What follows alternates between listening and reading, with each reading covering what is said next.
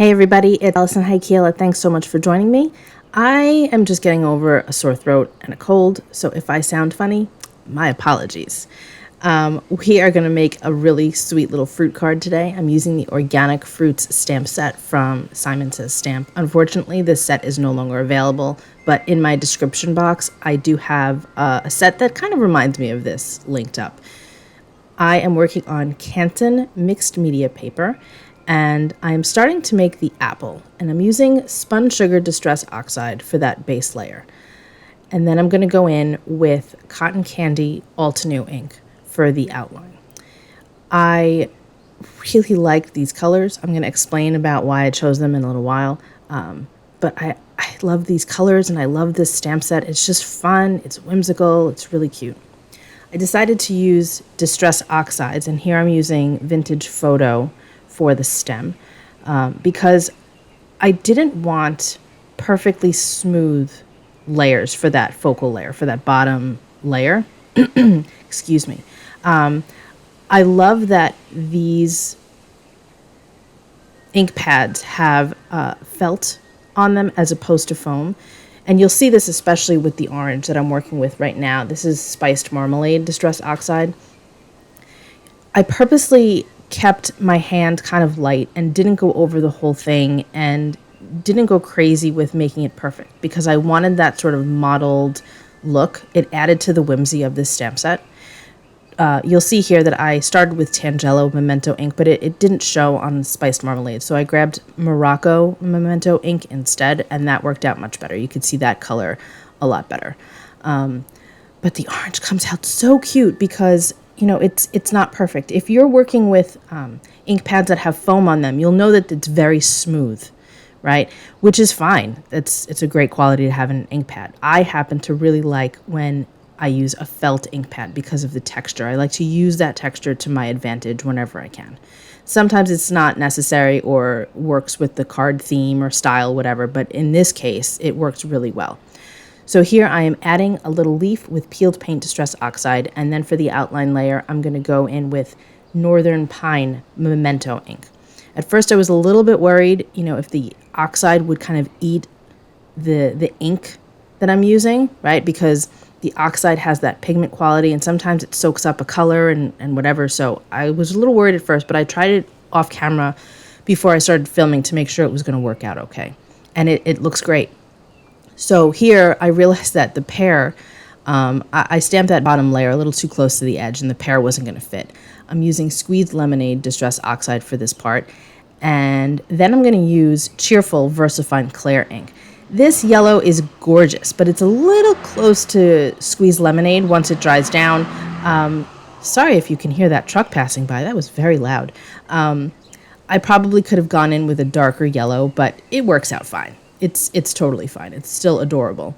I used peeled paint for the little dots, and I'm doing the stem now. And I'm going to do the same leaf that I used on the orange, except I'm going to do it on the other side just to kind of switch things up a little bit and keep things interesting. And you'll notice that I did not put a leaf on the apple. Anyway, these colors worked out really well. I love how they all came out. I think that they're soft and pretty, and I think it's adorable. So now I'm going to fussy cut off camera all of these fruits, and I also stamped off camera that set of leaves on the stem. And you could see the leaves, how they're kind of mottled, and I think that that's really cute. So now I have the Argyle stencil set from A Colorful Life Designs. If you use my code ALFAN10 at A Colorful Life Designs, you'll save 10%. And I grabbed a piece of pale yellow cardstock, and I put that on top of my Brutus Monroe sticky mat. And now I'm grabbing Saltwater Taffy Distress ink. This is not the oxide, this is the ink, because I didn't want that chalky kind of consistency for this. I wanted it to be nice and clean and crisp. So I'm going in with the Argyle, and originally my thought was that I was going to have my fruits in the center of the card and kind of have that stenciled area radiate out from the center and keep it kind of soft. But I changed my mind as I was taking a look at the fruits and all of that as I was filming. Now I'm going to go in with Sunkissed Altenew ink, which is a really nice soft, peachy, orangey kind of tone. It's just really pretty. And I'm going to do that for all of the X's that are on the card. Again, it's a nice clean color. It's not an oxide, so it doesn't get chalky or anything like that, but it works really well with the other colors that are on this card. Which, by the way, this card was inspired by a card that Kathy Zilski made pretty recently. I think it was a week or two ago. She was using a new set from Spellbinders, a stamp set, and it is so adorable. I will link to her video below in my description box. So originally the colors really inspired me, but then as I was looking at the card, you know, she's got these balloons in the center of the card, and one of the balloons has these cute little dots on them, and that's kind of what gave me the idea of using these fruits, because of that little dot stamp that I have on there. And again, her card has everything in the center, and that's kind of why I was going to do it the way I was going to do it. But then I changed my mind because I thought that they were too big to go in the middle. And, you know, you got to just work through the process a little bit, right? So I altered the way I was going to make it. But I think in the end, excuse me, it came out really, really cute. So make sure that you check out Kathy's card, because it's so sweet. It's so sweet. And it's very different from this one. But you'll definitely be able to see from the colors that I used versus the colors she used. And those cute little dots, that's where the inspiration really came from.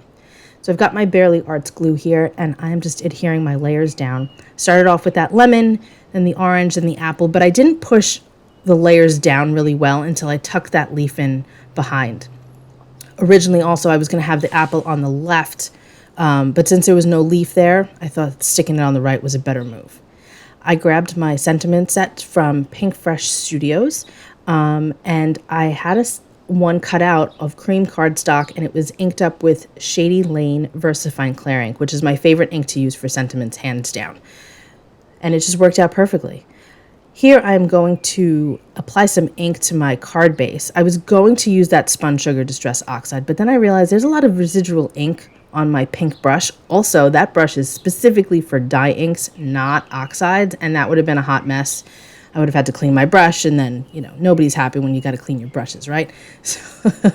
So I decided to just go with that residual ink. So there's probably some picked raspberry, probably some Spun Sugar Distress ink on there, but the color worked out just fine.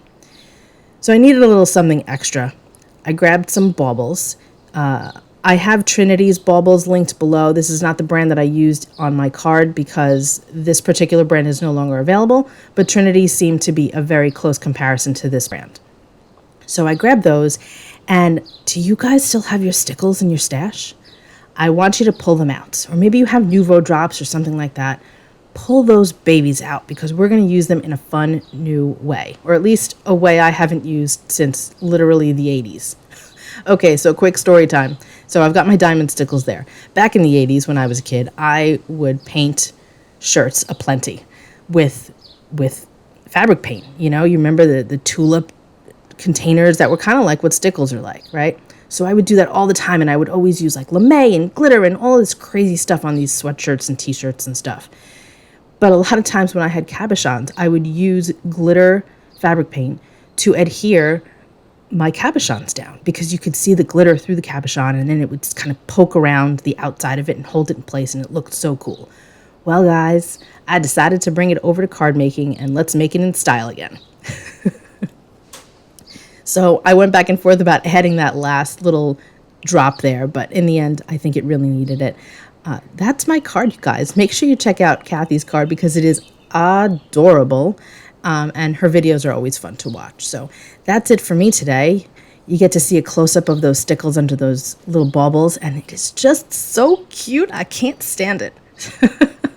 I hope you enjoyed this card today. Thanks so much for hanging out with me. Be well, stay safe, peace out.